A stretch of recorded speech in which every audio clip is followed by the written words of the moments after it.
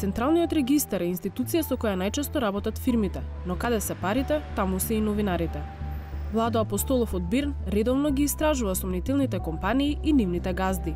Но во 21 век, кога се би требало да биде и на интернет, тој мора лично да дојде на шалтер за да може да ги комплетира истражувачките стории. Процедурата не го чини пари, но губи драгоцено време. Има едно барање кое што е под онака драфте, кој што може да се пополнат основните информации за фирмата за која што се интересирате. Мора да добиете подпис од уредникот на тоа барање. Се поднесува во архивата на Централниот регистар и утре дента можеш слободно да дојдеш и да влезеш во архивата, да ти ги отворат папките. Тоа се баш буквално папки во кои што е сместена целата историја на фирмата од нејзиното основање до денес. Апостолов многу побрзо би можел да објави, на пример, кој е добитникот на некој сумнителен тендер, а со тоа и да превенира злоупотреба на пари, ако Централниот регистар имаше интернет страница која би била употреблива. Ниту јас, ниту генерално целата јавност ретко го користи сајтот, затоа што е затворен и за секој податок основен, како што е собствеништво на фирма, адрес и слично, мора да се плати. И од тој аспект дефинитивно е проблем. Дека интернет страницата не им е од помош на истражувачите, се согласува и софтвер инженерот Андреј Петровски, коавтор на прирачник за новинари и истражувачи, изработен во соработка со Бирн. Релативно мал сет на податоци, релативно тежок сајт за користење, односно не е она што се вика user friendly. Во суштина, еден принципиелно неупотреблив алат во овој момент. Како во пракса функционира сајтот на Македонскиот централен регистар? Прво, тоа е само на македонски јазик и кирилско писмо, што значи дека не ги задоволува ни домашните законски јазични норми, а не пак да биде употреблив за странец. За илустрација тргнавме во проверка на информациите за фирмата Amadeus Development, која своевремено го купи земјиштето за така наречените шпански скали на плоштадот и 2 државни парцели спроти градски стадион. Нема инстант резултат, туку прво треба да се најде единствениот матичен број на фирмата, што подразбира претходна проверка на сајтот на Управата за јавни приходи. Откако ќе се внесат матичниот број и безбедносните карактери на македонскиот пребарувач, добиваме име на фирма, големина и статус. Нема информација кој е сопственик, кога е формирана, колку пари врти годишно. За споредба ги проверивме централните регистри во Албанија и во Црна Гора. Кај западниот сосед, сајтот има и верзија на англиски, но само за основните операции за пребарување. Сепак, со неколку клика се доаѓа до низа податоци за секоја регистрирана фирма.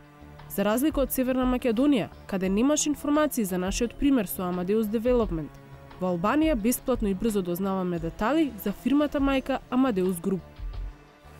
Акционери во фирмата која во моментов го има земјиштето се Бесим Елшани и Елизабета Ѓони, формирана 1997 година и работи со трговија, угостителство, енергетика, транспорт, телекомуникации и градежништво.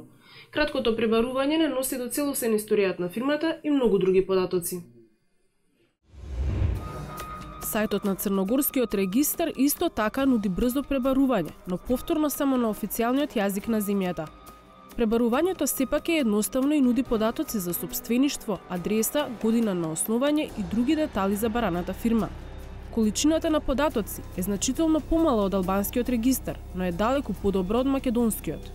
Често во истражувањата сме барале информација од Србија, од Белградскиот централен регистар.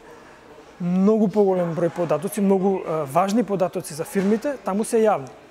Од сопствеништво, од членови на управни одбори, висина на капиталот што го има една личност во фирмата, адреси, сметки, се што, како што реков, како податок може да те однесе некаде во истражувањето, таму е јавно, за разлика од кај нас и најважно бесплатно.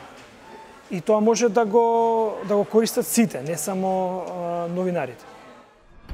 Од Централниот регистар признаваат дека нивната веб страница е застарена. Дизајнирана е пред 10 години и од тогаш воопшто не била обновена. Воопшто нема никаква промена во редизајнот на веб страницата. Во моментот сме во фаза на изработка на комплетно нов веб портал. Веб страницата во овој момент е многу комплексна, изобилува со многу податоци и многу е потешко да се навигира за да се дојде до бараниот податок. Тоа што сега почнува да го прави Централниот регистар, според Националниот акцијски план за отворено владино партнерство, требало да биде готово уште во август. Досега само е потпишан договор со фирмата Реактив. Тендерот тежи околу $500,000 пари со кои треба целосно да се модернизира електронското работење на Централниот регистар, вклучувајќи и изработка на веб страница која ќе нуди повеќе информации за домашните фирми. Со планираните подобрувања, македонскиот бизнис регистар ќе биде сличен на црногорскиот, но ќе заостанува зад отвореноста на албанскиот. По однос на веб страницата, за жал, морам да го посочам и следново. Од 2013 до 2017 година е затекната состојба каде што воопшто не е инвестирано во развој на институцијата.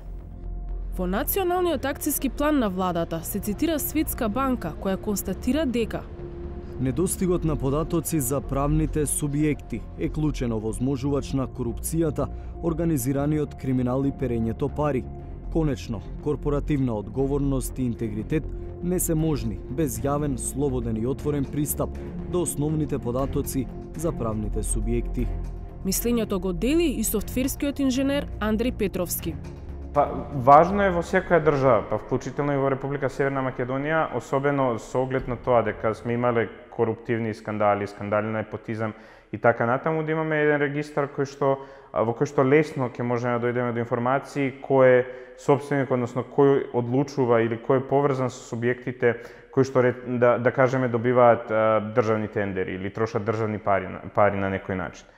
Надградба не бараат само новинарите и истражувачите, туку и самиот бизнис.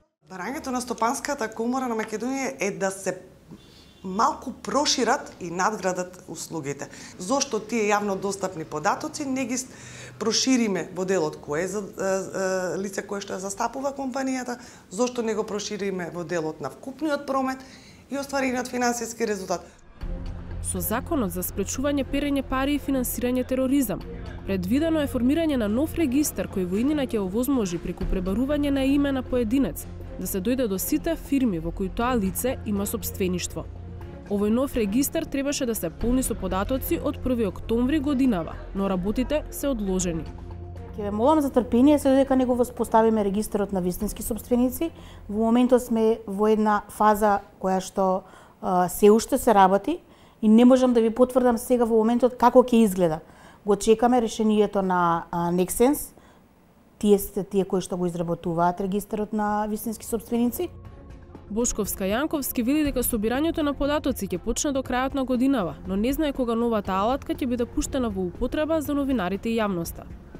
Во меѓувреме, бизнис секторот и пошироката јавност ќе мора да плаќаат за услугите на Централниот регистар, а новинарите како Владо Апостолов и понатаму ќе мора да доаѓаат и преку барање со потпис од уредник да ги бараат основните податоци за фирмите.